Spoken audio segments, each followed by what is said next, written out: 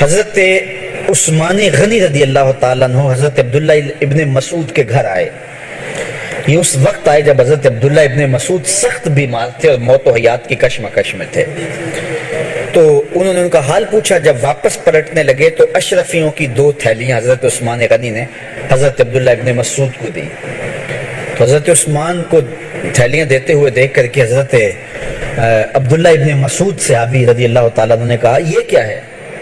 کہا یہ جو ہے ضروریات پوری کر لینا.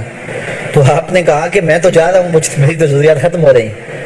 تو کہا حضرت آپ کی بیٹیاں تو ہیں, بیٹا تو ہے نہیں, تو یہ آپ کے بعد آپ کی بیٹیوں کے کام آ جائیں. تو حضرت عبداللہ ابن مسعود کا یقین دیکھیے, فرمانے لگے کہ یہ کسی اور کو دے دو, میری بیٹیوں کو ضرورت نہیں رہے گی, اس لیے کہ میری بیٹیاں اتنی دیر تک سوتی نہیں ہیں جتنی دیر تک سورہ واقعہ نہیں پڑھ لیتے. اور میرے رسول نے وعدہ کیا ہے, اور یہ بات میں نے اپنے کانوں سے سنی ہے, کہ سورہ واقعہ جو ہے وہ فقر کو دور کرتی ہے, اور میری بیٹیاں سورہ واقعہ کی عامل ہیں.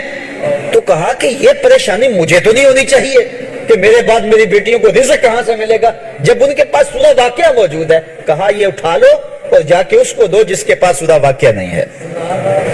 تو روز سورہ واقعہ پڑھو, روز سورہ واقعہ پڑھو, تو دیکھنا رزق کے دروازے کیسے کھلتے ہیں.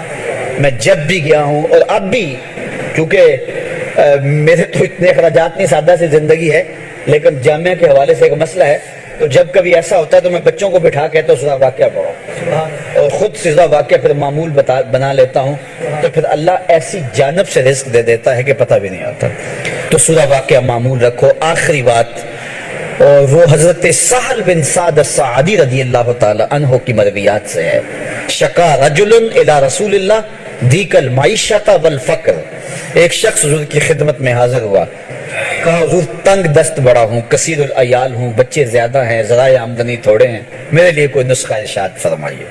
تو آقا کریم نے اس کو کیا نسخہ دیا؟ یہ سب سے آسان نسخہ, اذا دخلت الدار فسلم علیہ, جب گھر جائے تو گھر والوں کو السلام علیکم کہا کرو. جو ہی گھر میں داخل ہو السلام علیکم, اور اس کے بعد ایک مرتبہ سورہ اخلاص پڑھ دیا کرو, قل هو اللہ احد. یہ عمل شروع کر دو. تو کہا یہ بالکل آسان وظیفہ ہے, گھر جاؤ السلام علیکم, اور اس کے بعد ایک مرتبہ سورہ اخلاص. اس عمل کو نہ چھوڑنا, بلکہ فرمایا کبھی ایسا ہو تو گھر جائے تو گھر میں کوئی بھی موجود نہ ہو, تو کہا عمل کو پھر بھی نہیں چھوڑنا. فسلم علیہ, کہا تو مجھے سلام کہہ دینا. وہ اپنے نام لیواؤں کو تنہا چھوڑتے کب ہیں, جہاں ہمدم نہ ہو کوئی وہاں سرکار ہوتے. کہا کہ جب کوئی نہ ہو گھر میں تو کہا عمل نہیں چھوڑنا, پھر مجھے سلام کہنا, اور پھر ایک مرتبہ سورہ اخلاص پڑھ دینا. وہ صحابی کہتے ہیں میں نے عمل شروع کر دیا, گھر جاتا السلام علیکم, گھر والے بھی خوش, اور اس کے بعد سورہ اخلاص بیٹھنے سے پہلے پڑھ لیتا. اور اگر گھر میں کوئی نہ ہوتا پھر تو مجھے چاہ چڑھ جاتے, پھر میں یا نبی سلام علیکہ پڑھتا, پھر حضور کی بارگاہ میں سلام پیش کرتا.